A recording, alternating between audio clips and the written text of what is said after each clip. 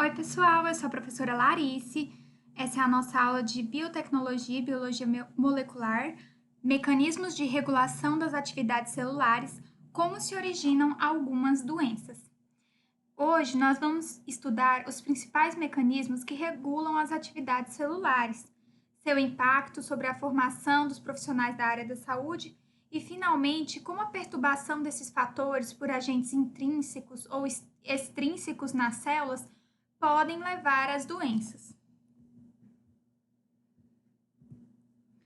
Então, o objetivo maior é apresentar de forma geral os principais mecanismos que regulam as atividades celulares. E dentre esses mecanismos, vocês vão ver que muitos deles podem gerar doenças, que podem ser de origem genética, que podem ser devido a algum processo infeccioso que desencadeou, mas que, de uma maneira geral, vai impactar principalmente na nossa atuação como biomédico, tá? E é extremamente importante aos seres vivos a presença de mecanismos que ajustam essas variações celulares, seja do meio interno ou do meio externo, porque isso tudo promove o equilíbrio, a homeostase, e quando o organismo não consegue manter esse equilíbrio, aí a gente tem o desenvolvimento desses processos de doença. Bom, antes de mais nada, vamos relembrar o papel da expressão gênica. Lembrando que a expressão gênica é um processo que controla o desenvolvimento nos organismos, né? Seja ele funcional ou dos diferentes tipos celulares. Então, é um processo que inclui transcrição de um gene, síntese de RNA funcional, a partir de uma sequência nucleotídica de DNA, que a gente já viu nas outras aulas, e a eventual tradução do RNA correspondente numa sequência de aminoácidos. Além disso, a gente também estuda identidades celulares distintas que ocorrem por causa de diferenças na expressão gênica, que é desde a transcrição até a tradução, né? Nós sabemos que o nosso corpo é multicelular, que as nossas células têm diferentes funções, e tudo isso é diferenciado através do processo de expressão gênica, em que um transcrito ele vai se tornar depois um produto, que é uma proteína. Além disso, nós também temos a transcrição ou não de um gene, né, que é em geral determinada pela presença ou ausência de outros produtos desse gene, especialmente proteínas. E é legal a gente falar até disso, porque eu vou depois passar para vocês um vídeo que explica um pouquinho do ciclo celular. E vocês vão ver que cada fase do ciclo celular, ela tem um ponto de checagem, um ponto que ela vai receber de estímulo para passar para a próxima fase. E tudo isso é através do processo de expressão gênica. Então, tem um gene que ele é expresso para poder produzir determinada proteína que vai atuar no ciclo.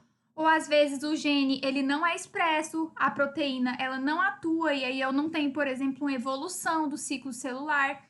Então, todos esses processos são muito importantes e fazem parte aí da expressão gênica. The process of cell growth and division in eukaryotes is called the cell cycle. This cycle is divided into phases based on what is happening in the cell at a given time. A cell grows during the G1 phase. During this phase, there is a chemical checkpoint that controls whether the cell will divide, delay division, or enter a resting stage. When conditions in the cell are right, the G1 checkpoint will be passed and the cell will enter the synthesis S phase. During the S phase, DNA replication occurs so that future cells will each have a complete set of the genetic instructions in the DNA. After DNA replication is complete, cells enter the G2 phase, where they continue to grow and prepare for cell division. At a checkpoint in this phase, the success of DNA replication is assessed. If all is well, the cell enters the mitosis, M phase. During the M phase, a complex series of events moves the DNA so that a complete set of genetic instructions will be sent to each daughter cell. The process of mitosis is assessed at a checkpoint during the M phase. Once this checkpoint is passed, the cell will complete mitosis as well as begin the cytokinesis, C phase. Part or all of the C phase actually overlaps with the later parts of mitosis, so it is not a distinctly separate phase. During the C phase, the cytoplasm of the cell is divided, and two daughter cells are created from the original cell. When this process is finished, the daughter cells enter the G1 phase, and the cycle is complete. Então, pessoal, só para exemplificar melhor, vamos ver um pouquinho da atuação de uma proteína muito importante no nosso ciclo celular, que é a proteína do retinoblastoma, PRB, e exatamente para a gente entender esse processo de expressão gênica. Então, eu tenho um gene, que é o gene 13Q, que ele tá 13Q14, a maneira correta de ler é cromossomo 13, braço longo, região 1, banda 4, tá? Depois a gente vai ter uma aula só para a gente poder aprender a ler esses nomes, aprender a ler esses nomes de gene. Então, o número da frente é o cromossomo, Q de braço longo, se fosse um P seria braço curto. O primeiro número que aparece é a região, então região 1. O segundo grupo que aparece é a banda 4. E se tivesse um terceiro número seria a subbanda, né? Nesse caso, ele só tem banda, ele não tem subbanda. Então, o gene PRB, ele é um gene importantíssimo, porque ele codifica uma proteína chamada proteína PRB. Então, o gene tem o mesmo nome da proteína. E essa proteína, ela é uma importante supressora tumoral. A gente vai ter uma aula de biologia molecular do câncer e a gente vai voltar a falar dessa proteína. Então, por que ela é supressora tumoral? Porque ela faz parada do ciclo celular. Então, se a nossa célula, ela chega em um daqueles checkpoints e ela não tem condições de continuar, porque aconteceu, por exemplo, alguma mutação, alguma alteração que impede essa célula de andar normalmente, a gente para o ciclo celular. E um dos mecanismos que a gente tem de parada do ciclo celular é através da proteína do retinoblastoma. Então, ela é conhecida como uma proteína supressora tumoral. Porque imagine vocês se há uma mutação, essa célula continua o ciclo celular e essa mutação vai para frente. Essa célula ela vai produzir um produto ineficiente que vai levar a uma imortalização celular, algum tipo de mecanismo que vai fazer com que ela se torne, né, aí uma célula neoplásica maligna, uma célula tumoral. Então, vejam como que é o controle de expressão gênica. Se eu não tivesse a expressão para produzir essa proteína, naturalmente eu poderia ter um processo cancerígeno, porque eu não teria atuação dessa proteína. Outro tipo de mecanismo que pode acontecer de regulação é que essa proteína, ela geralmente se liga ao fator de transcrição E2F, tá? Então, vejam aqui no desenho. O E2F, quando tá ligado na proteína do retinoblastoma, igual a gente tá vendo aqui nesse desenho, ele faz parada do ciclo celular. Só que o que acontece? Quando eu quero ciclar, ou seja, eu quero continuar o ciclo celular, eu tenho um grupo de proteínas, que são as CDKs, quinases, né? Ciclinas dependentes de quinase, que é um grupo de proteínas que elas têm o papel de fazer o ciclo celular continuar. Então, naturalmente, se eu quero que o ciclo continue, eu preciso fazer com que essa PRB não pare o ciclo. Para fazer isso, esse grupo de proteínas, eles acrescentam grupos fosfatos nessa PRB. A gente fala que ela fica hiperfosforilada. E ela hiperfosforilada, ela não consegue se ligar no E2F. E2F livre, ele vai atuar com outros genes, com outros transcritos que vão estimular o ciclo celular. Então, vejam que a PRB, ela segura o E2F. Se ele está livre, o ciclo celular continua. Se ele está preso nela, o ciclo celular não continua. E tudo isso que eu estou falando é um exemplo de expressão gênica, para vocês entenderem o tanto que um gene interfere na atividade de outro gene. Um produto, né, desse gene, que é o transcrito, que é a proteína, como que ela interfere na atividade de outras proteínas. Esse é um dos muitos exemplos que a gente tem, tá? E que são importantes. Nesse caso, esse tipo de processo é importantíssimo para evitar que mutações evoluam, continuem, né? Que a célula se divida com esses erros, com essas mutações, para a gente impedir aí um processo carcinogênico.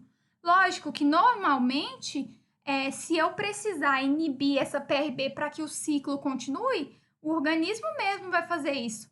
Mas, em um momento em que eu tenho uma mutação determinada, é essencial para a sobrevivência da célula, porque uma célula mutada é uma célula ineficiente. Nesse caso, foi uma mutação que leva a um câncer, por exemplo. Então, como a gente viu, os genes, eles interagem em redes complexas. Então, é um gene que vai produzir um produto, que vai interferir em outro produto. E a gente vê muito isso lá no processo de replicação e regulação do DNA, até mesmo em processos bioquímicos, como o ciclo de Krebs, que é uma cadeia de eventos, né? Como que um produto vai afetando o outro. Então, o gene A ativa gene B, que desliga gene C, que aumenta gene A. Enfim, é uma rede muito complexa, tá? E perturbações em um único gene pode levar a uma mudança de expressão de vários genes, né? Porque às vezes um único gene, ele tá ligado à rede de outros genes, né?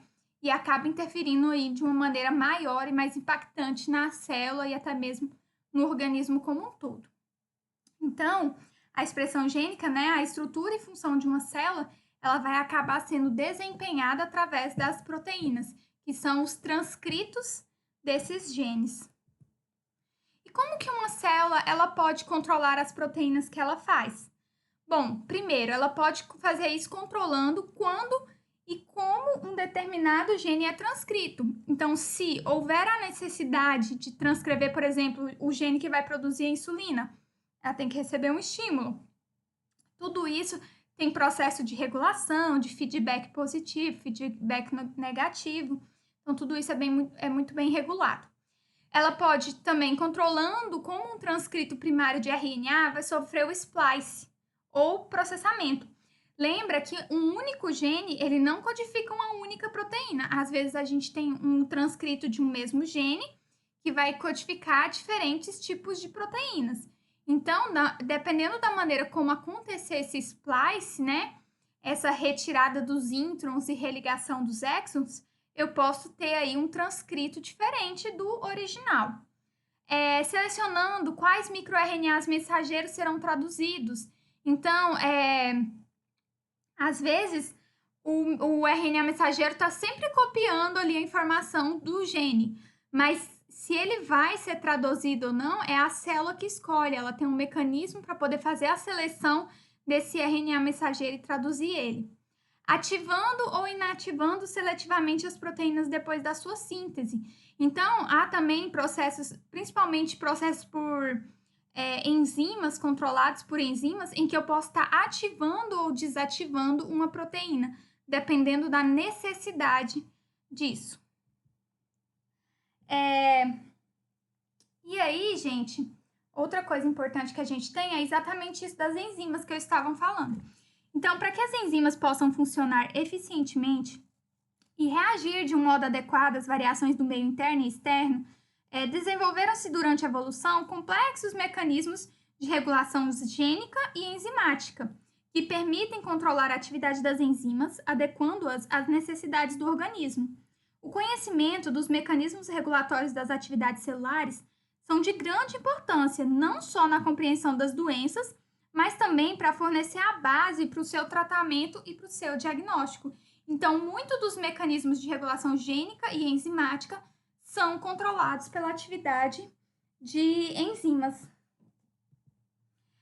E dentro desse processo, ele geralmente ocorre no meio intracelular e do ponto de vista funcional e estrutural, a manutenção do equilíbrio, ele depende principalmente dos ácidos nucleicos, porque eles armazenam a informação e transmitem, né, através do RNA mensageiro, que tem um processo de transcrição, e as proteínas, porque elas que vão desempenhar as funções enzimáticas, estruturais, funcionais, igual a gente está vendo aqui no desenho. Então, eu posso ter um processo de mutação desde lá da replicação, até mesmo no processo de tradução desse RNA. Então, eu posso ter um RNA mensageiro mutado, eu posso ter uma mutação na hora de traduzir esse RNA mensageiro, e eu posso ter uma mutação funcional mesmo, uma mutação na proteína. Então, podem ocorrer alterações nos processos de replicação, transcrição e na tradução, além de alterações que podem acontecer após a tradução, né?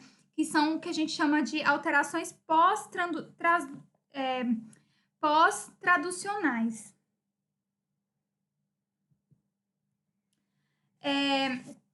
E aí surge uma coisa muito interessante que a gente precisa sempre lembrar, é que o DNA, a gente fala que ele tem alta fidelidade da replicação. Lembra que ele copia exatamente a correlação da fita molde, né? E ele, por si só, tem vários mecanismos de correção, se caso aconteça algum tipo de troca de base, algum tipo de mutação. Então, esse processo de fidelidade da replicação, ele é muito importante. A constância qualitativa e quantitativa do DNA, ela é uma característica muito importante. E para que isso aconteça, é necessário que processos de replicação ocorram com essa fidelidade, né? Ser fiel, ser exato, ser igual ao que foi copiado. Isso, porém, não acontece sempre. E quando isso não acontece, pode levar aí às doenças. Então, apenas cerca de um erro é cometido a cada 10 milhões de nucleotídeos copiados. E essa alta fidelidade, ela depende não apenas do pareamento, mas também de vários mecanismos de correção, como a gente já viu nas aulas anteriores. Vamos continuar aqui, então. Aqui, ó, eu tenho uma tabelinha só para vocês entenderem um pouquinho como que acontece essas etapas que originam a síntese de DNA de alta fidelidade. Então, por exemplo, na etapa de polimerização, que vai no sentido 5', 3', que está colocando lá as bases nitrogênio, que está colocando os nucleotídeos. O erro, nesse momento, acontece 1 a cada 10 elevado à quinta. Correção exonucleotídica, né? No sentido 3', 5'. Ela vai acontecer 1 a cada 10 elevado a 2. Reparo de pareamento incorreto, 1 a cada 10 elevado a 3. E a combinação, 1 a cada 10 elevado a 10. Então, é muito raro de acontecer. Mas, mesmo assim, se acontecer, a gente tem os mecanismos de conter esse erro para a gente ter esse DNA de alta fidelidade. Além disso, a informação genética ela também é armazenada de um modo estável nas sequências de DNA, né? Isso porque a gente tem um grande grupo de enzimas de reparo que vão verificando esse DNA e substituindo qualquer nucleotídeo danificado. E uma lesão acidental de uma das fitas pode ser removida por uma enzima de reparo. E a fita correta ela é depois ressintetizada, porque ela tem como referência a fita molde, né? A fita não danificada. E isso é mais fácil de ser corrigido, tá? Vou passar daqui a pouco um vídeo para vocês entenderem como que acontece esse mau pareamento, por exemplo, né? Para a gente ver depois essa parte do reparo. Mistakes in base pairing occur during replication of DNA. DNA can also be damaged by environmental influences such as radiation or exposure to certain chemicals. Such damage can result in alteration of the genetic information. The repair mechanism recognizes and removes incorrect or damaged nucleotides.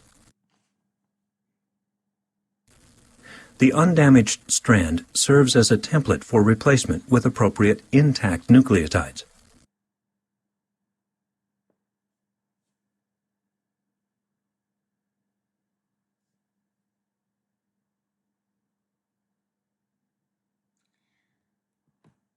Bom, pessoal, então a gente tem muitos mecanismos intracelulares que vão levar a alterações ou danos. E o DNA, ele pode sofrer alterações qualitativas devido a mutações que podem ser espontâneas ou provocadas. A gente vai ter uma aula só de mutação, mas só adiantando, elas podem gerar doenças hereditárias, podem ir na direção vertical, horizontal, e elas podem agir diretamente sobre a sequência de base do DNA, que então, né, vai codificar uma proteína deficiente. Pode também afetar a sequência de bases de DNA que codificam enzimas responsáveis, por exemplo, por modificações pós-traducionais de certas proteínas. Como essas enzimas são muito numerosas, a probabilidade de aparecer doenças devido a mutações que afetam esse acabamento pós-traducional das proteínas é muito grande. Tem até um capítulo que eu deixei lá no sistema de vocês, que ele tem uma tabelinha ilustrando as doenças devido às alterações em vários componentes celulares. Vocês dão uma olhadinha depois para poder complementar melhor essa aula, tá? Então, entre esses danos, a gente tem alterações da replicação, que é o aumento quantitativo de determinados genes, amplificação gênica, um aumento considerável no número de determinadas sequências genéticas, em que tem falhas nesses mecanismos de reparação, podem produzir doenças. E dentre essas doenças, uma das mais conhecidas é o xeroderma pigmentoso, que é uma doença autossômica recessiva, caracterizada por alta sensibilidade aos raios UV, acompanhada de um aumento considerável da incidência de câncer de pele. Outro tipo de dano que nós podemos ter são as alterações na tradução, que dependem de RNA ribossômico, mensageiro ou transportador, ou até mesmo das próprias organelas dos ribossomos. O processo de tradução ele é bastante complexo e ele depende de diversos componentes celulares, como nós já vimos nas aulas anteriores, dos quais os mais importantes, são esses 3 RNAs e o retículo endoplasmático rugoso. A perda do ribossomo é um sinal precoce e inespecífico de degeneração celular, porque promove inúmeros agentes tóxicos e causa certamente muitas lesões lá no processo de tradução. Além disso, nós também temos danos na transcrição, que aceleram ou inibem a produção de um RNA mensageiro, e modificações pós-traducionais, que são proteínas conjugadas, glicoproteínas, lipoproteínas, que passam por modificações pós-traducionais. Uma dessas é a glicosilação, a fosforilação, acrescentar grupo fosfato, sulfatação, protólise limitada. Então, além de algumas proteínas simples, as proteínas conjugadas, como glicoproteínas, lipoproteínas, elas vão passar por essas modificações pós-traducionais e que são frequentemente complexas, também como essas que a gente acabou de ler. E esses processos, eles são responsáveis pela diversidade estrutural e funcional das proteínas. Quando perturbados, eles geram inúmeras doenças. Vou passar para vocês agora um pouquinho de alguns exemplos de erro e reparo do DNA, para ficar mais claro a maneira como essas doenças vão surgindo, Então, por exemplo, aqui a gente tem o pareamento de bases, que é fundamentado na replicação, e o reparo do DNA. Então, na figura, a gente pode ver a dupla hélice de DNA, que atua como um molde para a sua própria duplicação.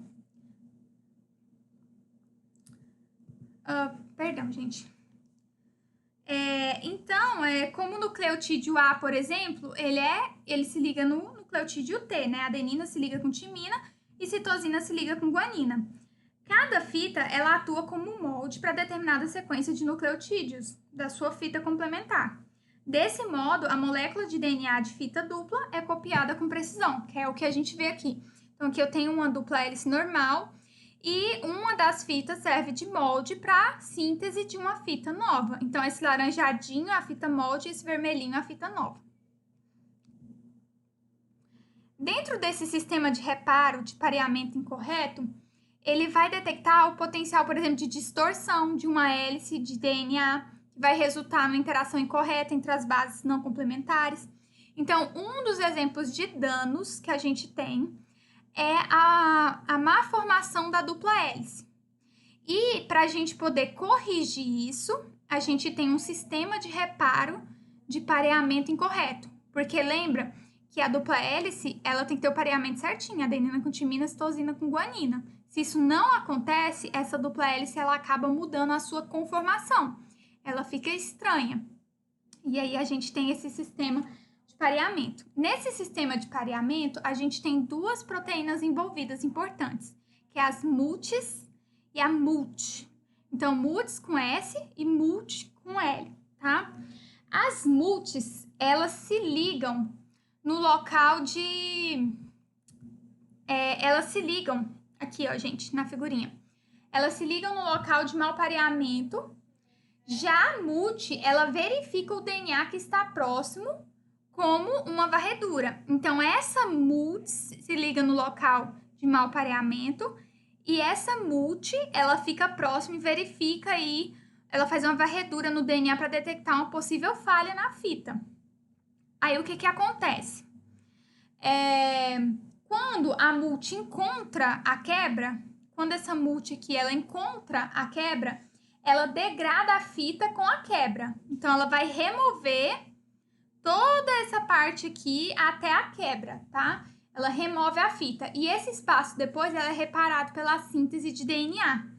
Então, ela removeu essa estrutura até a quebra e depois esse espaço aqui, ele é preenchido pela síntese de DNA, né? Vai ser feita aquela polimerização que a gente já aprendeu. Então, as multis, elas se ligam especificamente ao mau pareamento e a multi, ela verifica o DNA próximo ao mau pareamento e promove a degradação da fita com a quebra até esse pareamento incorreto. Defeitos em um gene humano, cujo produto normalmente atua num reparo de bases mal pareados, resulta de erros na replicação de DNA.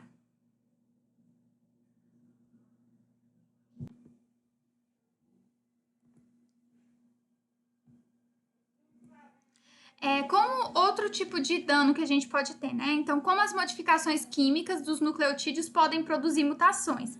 Às vezes, a mutação, ela tá no próprio nucleotídeo. Por exemplo, aqui a gente pode ver em A, na figura A desaminação da citocina. E se isso não for corrigido, resulta na substituição de uma base por outra na replicação de DNA. Então, nesse caso aqui, a citocina sofreu uma desaminação, ela acabou se tornando uma uracila. Por isso que a gente diz que acaba que produz essa uracila, por causa dessa desaminação. Muda a estrutura química dela e ela vira uma uracila. A uracila, ela é diferente da citosina na forma de pareamento, pois ela se liga à adenina. Então, o que a maquinaria de replicação de DNA vai entender? Ela vai adicionar uma adenina quando encontrar uma uracila na fita molde. Então, é isso que ela vai fazer, porque ela encontrou uma uracila. Se isso não tivesse acontecido, eu ia ter a ligação da citosina com a guanina. Mas como aqui essa citosina ela sofreu uma desaminação, ela depois, quando a fita vai ser pareada, ela se liga com uma adenina e não com uma guanina. Então, isso é um tipo de mutação por mudança química no nucleotídeo. Já em B, a gente pode ver a depurinação, que pode resultar na perda de um par de nucleotídeo. Então, nesse caso, a gente tem a perda do par de nucleotídeo. A timina não tem com quem se ligar. Quando a maquinaria da replicação encontra, por exemplo, uma purina ausente, nesse caso aí, ela pode passar para o próximo nucleotídeo completo, produzindo uma deleção nucleotídica na fita recém-sintetizada. Então, ela vai simplesmente deletar essa timina. Ela não vai sintetizar uma adenina, por exemplo. Então, ela simplesmente ignora e ela remove esse parzinho. Se fosse uma fita normal, a gente teria aí, então, a adenina ligada com a timina. Nesse outro exemplo, a gente vai ter o reparo por excisão de base, né? Então, por exemplo, eu não tenho a base. Então, em A, no exemplo A aqui, o que a gente pode ver? No reparo por excisão de bases, a base alterada ela é removida pela enzima DNA glicosilase. Então, nesse caso aqui, ó, eu tenho uma base que vai ser removida por essa DNA glicosilase. E depois, em seguida, a gente vai ter a excisão do açúcar e do fosfato resultante. Então, a gente tem a excisão do açúcar, né, e do fosfato resultante. E depois é feita uma religação. Então, por exemplo, aqui eu tinha a citosina sofreu uma desaminação. Aí, essa uracila, ela foi retirada por essa DNA glicosilase. Ficou um espaço aqui, então foi feita a retirada do açúcar. E aí, depois, o que aconteceu? A DNA polimerase veio aqui e adicionou um novo nucleotídeo completo, que daí é um nucleotídeo com açúcar, com a base, com tudo completinho. E aí ela refez, então, esse reparo. Então, isso é um exemplo de reparo por excisão de base, caso aconteça uma mutação de desaminação de uma citosina. Já nesse outro exemplo, a gente tem o reparo por excisão de nucleotídeo. E, nesse caso, no reparo por excisão de nucleotídeo, uma pequena porção da fita de DNA que flanqueia a lesão, ela é removida da dupla hélice, como um oligonucleotídeo. Então, nesse caso aqui, eu tenho um dímero de pirimidina. Dímeros, gente, quando eles se formam, ao invés de fazer ligação com a fita de baixo, com a fita complementar, as bases elas se ligam entre si. E aí eu tenho esse espaço aqui, eu não formo ponte de hidrogênio. Isso aqui é um dímero e ocorre muito com timina, dímero de pirimidina. Nesse caso aqui, citosina e timina são duas pirimidinas. Então, a gente tem essa formação de dímero. Aí, você tem que remover isso. Aí, para poder remover isso, a gente tem uma enzima, né, que é chamada de nuclease de excisão. Então, ela vai fazer aqui a excisão de um trecho desse DNA, onde está contendo esse dímero. Então, vejam aqui o trecho. Fica esse espaço em branco, que depois a DNA polimerase vem complementando.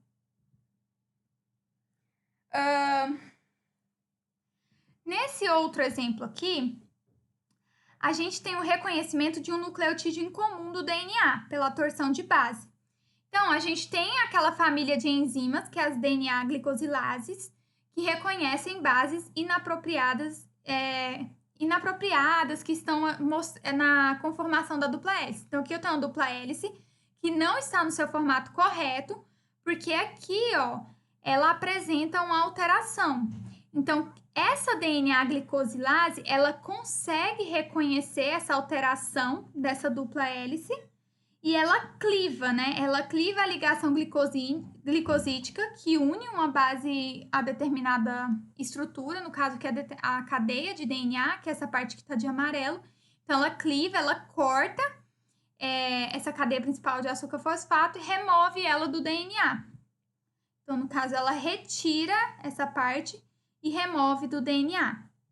E alguns tipos de lesões no DNA podem ser reparados por estratégia diferente, que é a reversão química direta da lesão, realizada por proteínas de reparo. Então, só para a gente voltar. Quando eu tenho um nucleotídeo incomum, ele é retirado pela DNA glicosilase. E aí, a DNA polimerase vem e corrige essa dupla hélice. Outro tipo de mudança que eu posso ter é a alteração química. Às vezes, eu altero aqui o grupamento químico e esse nucleotídeo, ele deixa de ser incomum e consegue se complementar aqui na dupla hélice. E também são enzimas de reparo que fazem isso. Então, após a remoção dessa fita, ela é corrigida. E quando o dano no DNA ele é muito grave, uma classe especial de DNA polimerase é chamada, que é as polimerases translesão. E elas são empregadas para passar sobre a lesão, permitindo que a célula sobreviva. Mas algumas vezes produz mutações permanentes nos locais de lesão. Então, aqui, ó, a gente pode ver isso. Nesse exemplo aqui, nós temos uma lesão no DNA, uma lesão muito grave. Aqui seria a DNA polimerase normal passando. Aí, essa DNA polimerase, que é uma polimerase replicativa estacionária, ela reconhece esse sítio de DNA danificado. E ela precisa, então, ela está numa situação que ela precisa de ajuda. Quem vem ajudar ela é uma DNA chamada polimerase translesão. Então, enzimas especializadas modificam de modo covalente a cinta, que é essa estrutura aqui, ó, a cinta deslizante que libera a DNA polimerase replicativa. E aí, que tá com DNA danificado, né? Estava na fita com DNA danificado.